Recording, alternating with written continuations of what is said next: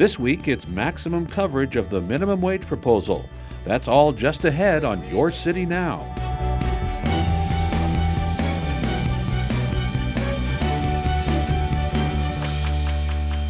The federal minimum wage has remained the same since 2009.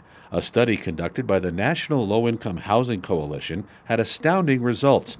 There isn't a single state, metropolitan area, or community in the U.S. in which an individual working 40 hours a week at $7.25 an hour can afford a two-bedroom apartment. With federal wages stagnated, some 30 states and municipal governments across the country have established their own unique minimum wage laws. Last July, the City and County of Denver approved a minimum wage increase for all city employees, with increments scheduled over the next 2 years. People of our state and our nation need a living wage, which I believe is one of the most fundamental equity issues facing workers in our city and across this nation. In September, Denver took this trend a step further by proposing to raise the local minimum wage for all workers to $15.87 an hour.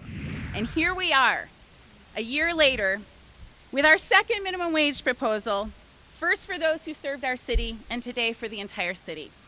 Under this first proposal, Denver's pay increase will go into effect January 1st, 2020, with wages reaching a new height at $15.87 an hour in 2021. Tough conversation, not easy, but one in which we as a city will say we're standing up for the workers who help build this great city. Following the announcement, a series of town halls were held to hear from the community. In our country's history, we've relied on wages to grow over time, and that is the way that folks have kept up with the cost of living. Something has changed, though, over the prior decades, and that cost of living has not kept up. While the news of a pay increase was a welcomed relief, not everyone felt the effort to improve the standard of living went far enough. We need to have good government that says if you're going to do business in this city, you are going to pay people a living wage. With the City Council's approval of the proposal, more than 90,000 workers would see higher wages. But with a raise in wages comes a raise in costs for business owners.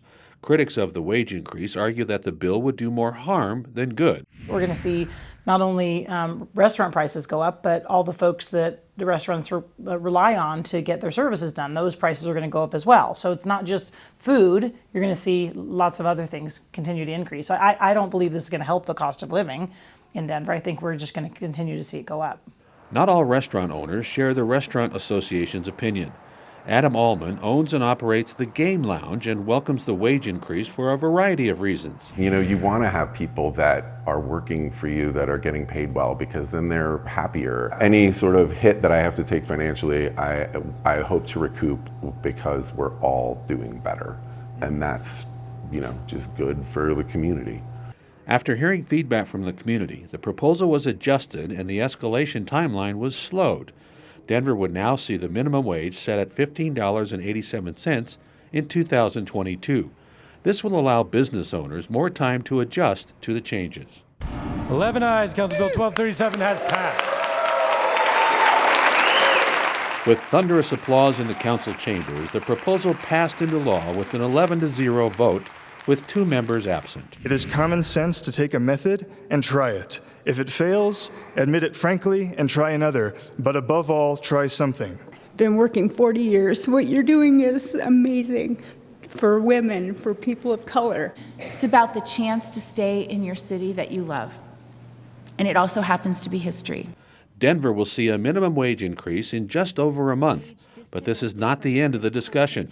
Members of council and those in attendance acknowledge that there is still more work to do. Is this bill a perfect solution? No. For some of you, it's too much, too soon. For some of you, it's not enough. Unfortunately, even with these changes, a single wage earner with a dependent child falls far, far short.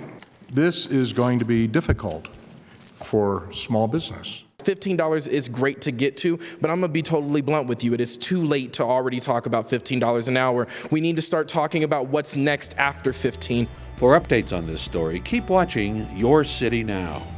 You can catch new episodes of Your City Now every Friday. Thanks for watching, Denver.